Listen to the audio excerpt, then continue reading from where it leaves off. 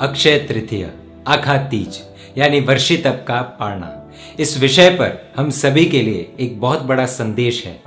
विक्रम संवत 2072 ये वो साल था जब पालितना यानी शत्रुंजय महातीर्थ की धरती पर 1200 से 1500 साधु साध्वी जी भगवंत एकत्रित हुए थे।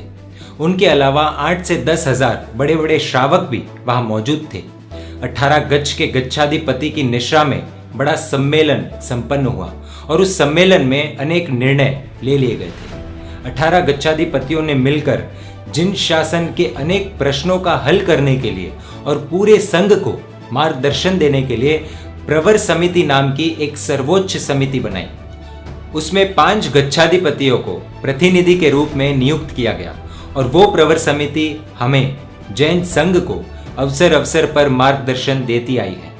कोरोना के हालातों को देखते हुए इस महामारी को बढ़ावा न मिले, इसलिए वर्षी तप के संबंधित यानी आने वाली 26 तारीख को जिनका पारना है, इस विषय पर प्रवर समिति ने कोरोना महामारी उपद्रव निवेदन पत्र क्रमांक 9/2 जो कि 14 अप्रैल 2020 को लिखा गया है, उसके तहत पूरे संघ को कुछ निर्देश दिए गए हैं। उस निर्देश में 5 बड़े बड़े पॉइंट हैं।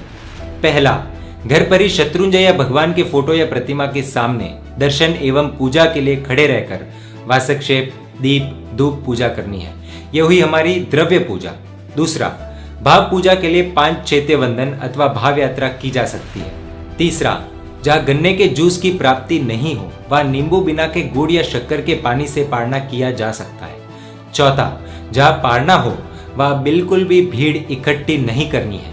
पांचवा, वर्षी तप पारने के निमित्त आप जो भी खर्चा करने वाले थे उसका सदुपयोग आप चतुर्वेद संघ की भक्ति में, आपके संघ या विहार धामों में वर्षी तप की स्मृति के निमित्त इस हेडिंग के साथ लॉकडाउन के बाद जमा करवाने का संकल्प कर सकते हैं। हमको यह सोचना है कि जब इतने दिग्गज आचार्य एवं सर्वोच्च समिति हमें यह कह रही है कि पारने के निमित्त भीड़ इकट्ठी नहीं करनी है या करवानी है, तो हमें गंभीरता से सोचना चाहिए। और गच्छाधिपति जिन शासन के राजा कहलाते हैं और अगर हम राजा का कहना नहीं माने तो हमारा नुकसान होना ही है।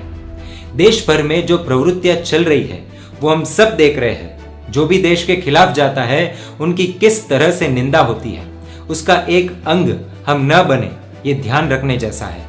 नहीं तो कल ऐसा बोलने वाले लोग मिलेंगे कि हम तो वर्षी तप के पारने में गए थे और हम वहां से कोरोना लेकर आए, तो उसमें जिन शासन की अवहेलना ही होगी।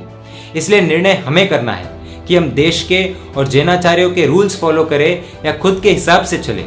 पूरे विश्व में शांति और अहिंसा स्थापित हो और आप सबका पारना सुख शांति पूर्वक हो, यही प्रभु से प्रार्थना।